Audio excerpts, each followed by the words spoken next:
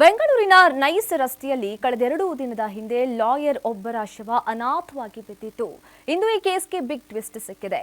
ಕೇಸ್ನಲ್ಲಿ ಸಿಕ್ಕ ಆ ಮಹತ್ವದ ಸುಳಿವೇನು? ಈ ಕುರಿತ ಒಂದು ರಿಪೋರ್ಟ್ ಇಲ್ಲಿದೆ ನೋಡಿ.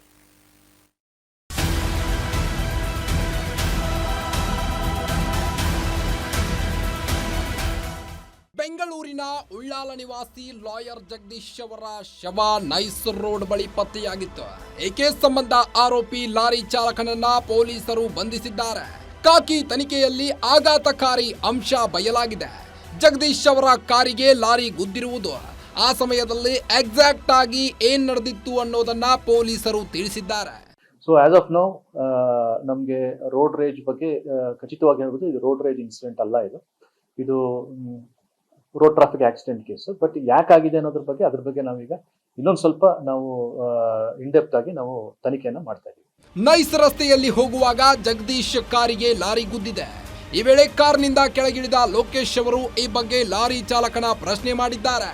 ಬಳಿಕ ಕಾರ್ ಹತ್ತಲು ವಾಪಸ್ ಹೋಗುವಾಗ ಹಿಂಬದಿಯಿಂದ ಮತ್ತೊಂದು ಲಾರಿ ಬಂದು ಗುದ್ದಿದೆ.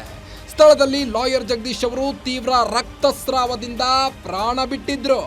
ಲಾರಿ ಚಾಲಕನಿಗೆ ಹಿಂಬದಿಗೆ ಏನೋ ತಾಗಿದೆ ಎಂದು ಅನಿಸಿ ಸುಮಾರು ಅರ್ಧ ಕಿಲೋಮೀಟರ್ ಮುಂದೆ ಹೋಗಿ ಲಾರಿ ನಿಲ್ಲಿಸಿದ್ದ. ಆದರೆ ಹಿಂಬದಿ ಏನೋ ಕಾಣದ ಕಾರಣ ಹಾಗೆಯೇ ತೆರಳಿದ್ದಾನೆ ಎಂದು ಹೇಳಿಕೊಂಡಿದ್ದಾನೆ. ಸದ್ಯ ಸಿಸಿಟಿವಿ ದೃಶ್ಯಾವಳಿಗಳ ಆಧಾರದ ಮೇಲೆ ಕೆಂಗೇರಿ ಪೊಲೀಸರು ಲಾರಿ ಚಾಲಕನನ್ನು ವಶಕ್ಕೆ ಪಡೆದು ತನಿಖೆಯನ್ನ ಮುಂದುವರಿಸಿದ್ದಾರೆ.